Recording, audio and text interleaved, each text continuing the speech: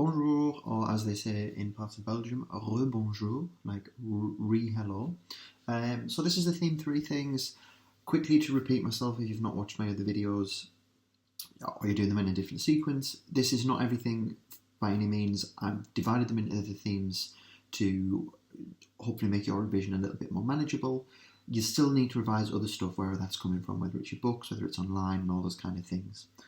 What I'm focusing on here is either the more difficult vocab or things that I know that come up frequently. And as I've said to you many, many times, I cannot get inside the minds of the AQA examiners, and anything can still come up on the day. So this is by no means lay back and sit and think, right, well, my job's done now. I've revised everything and this is what's going to be on the exam. We still never know. So similar format to the other things, I'm going to read them through in the French so that you can hear them and then just make any of the little comments here and there.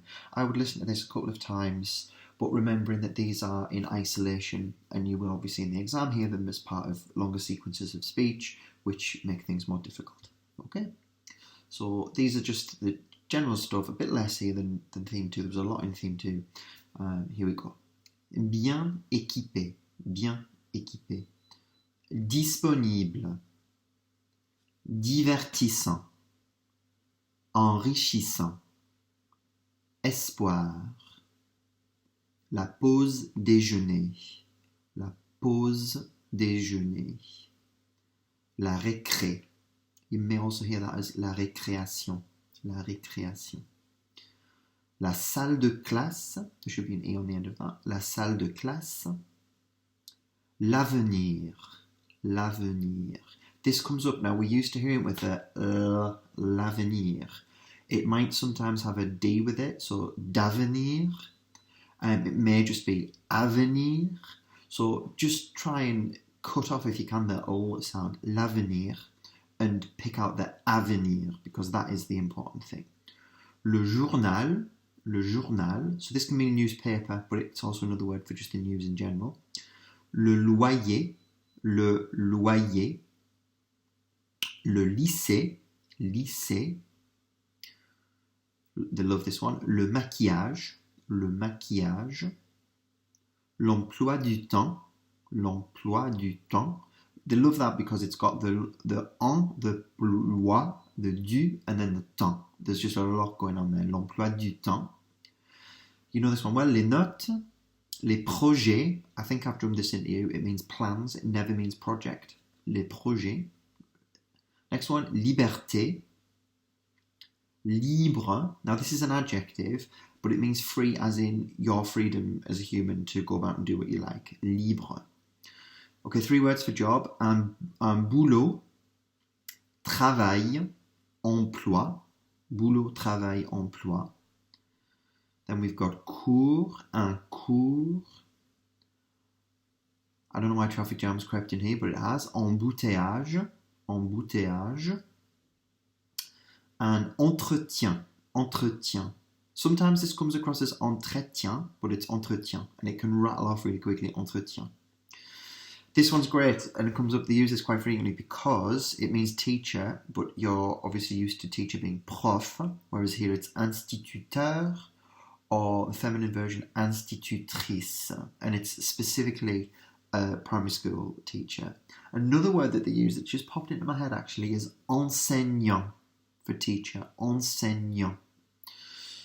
Over at the next column, un petit job, we know that one quite well, un rêve.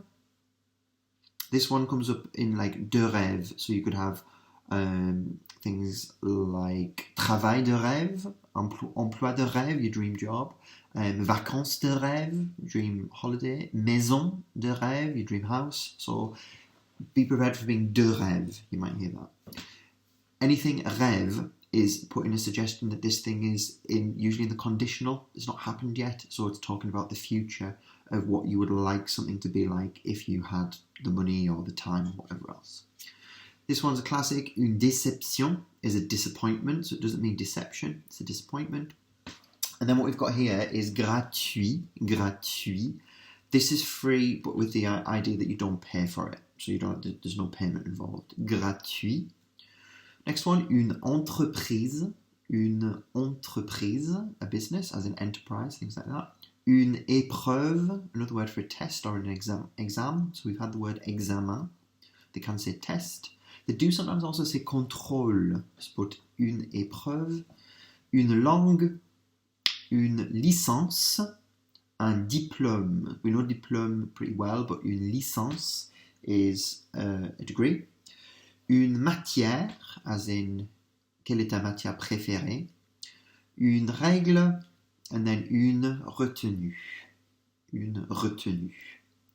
Okay, on to the verbs then. Not too many here. So we've got same pattern that we followed before. These first 5 are regular verbs, pretty much generally. The infinitive is going to sound the same as the past participle, which can be difficult, can be easy. Also need to have an awareness that if it's in near future tense, it was going to sound similar-ish as well. So all I'm going to do is I'm going to read through the first 5 infinitives on the left. Étudier, gagner, oublier, trouver, échouer. And then as I've done with others, I'll put this example in of j'ai étudié in the past tense. J'ai étudié. If you're going to say I am going to, which is often very likely with this theme, that they talk about your future plans, je vais étudier. Now we're lucky there because the E and the S, or the S and the E together, are making the sound more obvious. Je vais étudier. If it was going to be I am going to win, je vais gagner. I am going to win, je vais gagner, with that V sound. If it was I have won, or I won, j'ai gagné, and so on and so on. So they're going to sound very similar. What I've put in here at the bottom is réussir, which you all, in the nicest possible way, find really difficult to pronounce and understandably. This is an IR verb, but it is irregular. Have a little awareness that in an IR verb, it's going to end in the letter I, réussi. So things like choisi, fini, all those kind of things just ending in an I there as well. So réussir, réussir. And then the last section, just a couple of irregulars, 2 classics, and then one that's a bit more odd at the bottom that we'll look at in a moment. So apprendre, apprendre means to learn. And if you think of the word apprentice, if you're an apprentice, you're in the process of learning whatever that job is. So apprendre is our infinitive. J'apprends is the present tense, so I am learning. That comes up quite a lot, you'd be surprised. Often with foreign languages, j'apprends l'espagnol. I am learning Spanish at the moment. J'apprends. Great one because it's got the really throaty R, then an EN, that en sound, and then a silent D and a silent S. So j'apprends, and it can get lost among other things. And then the past participle for learned is appris, appris.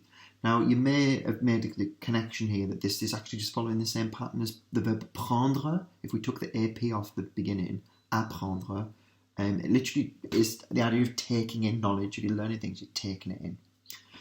This one comes up a lot too. Lire, lire, which means to read. So lire, je lis, je lis. Now what you've got there is you've got the S, which is silent, but also sometimes when there's an I with a T or an S following it, and both of those letters are silent, the I becomes really airy, and I don't know if this will pick up on the recording, but je lis, and I'm almost going at the end. So again, that can be another point at which the word gets lost, je lis, because it just sounds like someone's breathing, je lis. So that is I am reading, or I read in the present tense. And then actually quite a nice little past participle, lu, lu, lu, I'm always whistling there, so lu, but short and sharp means read. And what I've put in the square brackets here is read, as in I read in the present tense, because the English is spelled the same. And then this one is read, as in I read a book last week.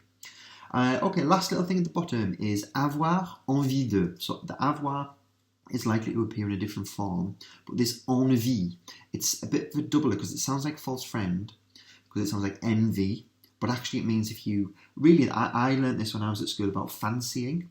So if you fancy doing something, it's actually in, here we go, in Ziggy, j'avais envie de lui, she fancied him, j'avais envie de lui. So if you, literally she hadn't had a fancy to him. It's just way of saying that you want something. So these two examples I put here, j'ai envie d'aller à la fac. I fancy going to uni. I fancy going to uni. This one is in the imperfect tense, is in the past tense. J'avais envie de faire une année sabbatique. I fancied taking a gap year. And think of Celine, j'avais envie de lui. She fancied Ziggy. Because why wouldn't you? Ok, merci beaucoup. Au revoir.